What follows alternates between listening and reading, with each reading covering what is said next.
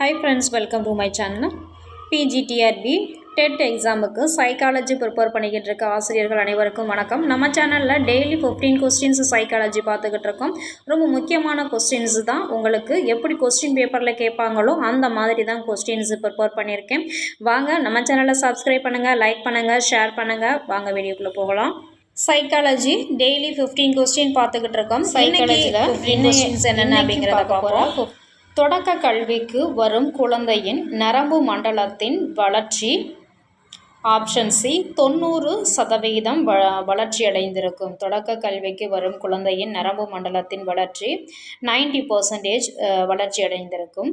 முன்கழுத்து கலலைக்கு காரணமான நாளமில்லா சுரப்பி option D thyroid. தூண்டல்களை பெறும் நியூட்ரான்கள் பாகம் ஆப்ஷன் ஏ டென்டிரைட்.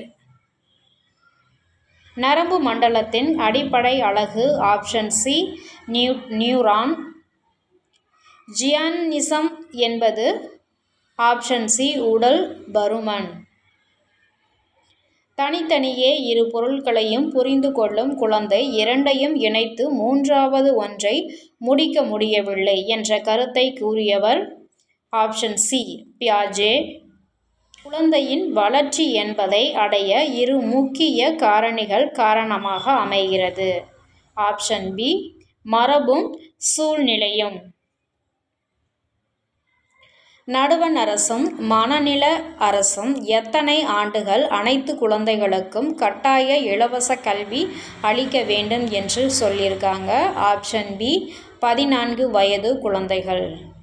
இடைவெளி தர்க்க சிந்தனை முற்றிலும் வளராத குழந்தை எழுதும் பொழுது 10 என எழுதுவர். குழந்தையின் தன் அடையாள உணர்வு என்பது குழந்தையின் வளர்ச்சியின் போது கிடைக்கும் வெற்றி தோல்வியை பொறுத்து அமைகிறது என்றவர் ஆப்ஷன் பி எரிக்சன். சுதந்திரமும் அவமானமும் கிடைக்கின்ற பருவமாக எரிக்சன் எந்த பருவத்தை குறிப்பிடுகிறார்? ஆப்ஷன் டி 2 to 3 ஆண்டுகள். குழந்தையின் 4 to 6 ஆண்டுகளில் ஏற்படும் பண்புகளாக எரிக்சன் கூறுவது ஆப்ஷன் சி தன்னம்பிக்கையும் குற்ற உணர்வும். தொடக்க பள்ளிக்கு ஒரு குழந்தை வரும்பொழுது காணப்படும் மொழி திறன் கேட்டல் பேசுதல். முதல்ல கேட்கும், அப்புறமா பேசும். எழுதுறது கொஞ்சம் கொஞ்சமாக தான் எழுத ஆரம்பிப்பாங்க. அறிதல் திறன் வளர்ச்சியை 4 படிநிலைகளில் நடைபெறுகிறது என கூறியவர் ஆப்ஷன் சி பியாஜே. அறிதல் திறன் வளர்ச்சி 4 படிநிலைகள் இருக்குது அப்படின்னு சொன்னது பியாஜே. இதை பியாஜேவின் அறிதல் திறன் வளர்ச்சியின் எத்தனை படிநிலைகள்னு கேட்பாங்க. அப்படி கேட்டால் நீங்கள் 4 அப்படின்னு ஆன்சர் பண்ணுற மாதிரி இருக்கும். எப்படி கேட்டாலும் ஆன்சர் பண்ணுற மாதிரி படிச்சுக்கோங்க. எதிர்மறை தற்கருத்து என்பவை ஆப்ஷன் ஏ உணர்ச்சி சந்தேகம். ஓகே ஃப்ரெண்ட்ஸ், இந்த வீடியோ உங்களுக்கு பிடிச்சிருக்குன்னு நினைக்கிறேன். ரொம்ப யூஸ்ஃபுல்லாக இருக்கும். உங்கள் ஃப்ரெண்ட்ஸுகளுக்கு ஷேர் பண்ணுங்கள். சப்ஸ்கிரைப் பண்ண மறந்துடாதீங்க. தேங்க்யூ ஃபார் வாட்சிங் ஃப்ரெண்ட்ஸ்.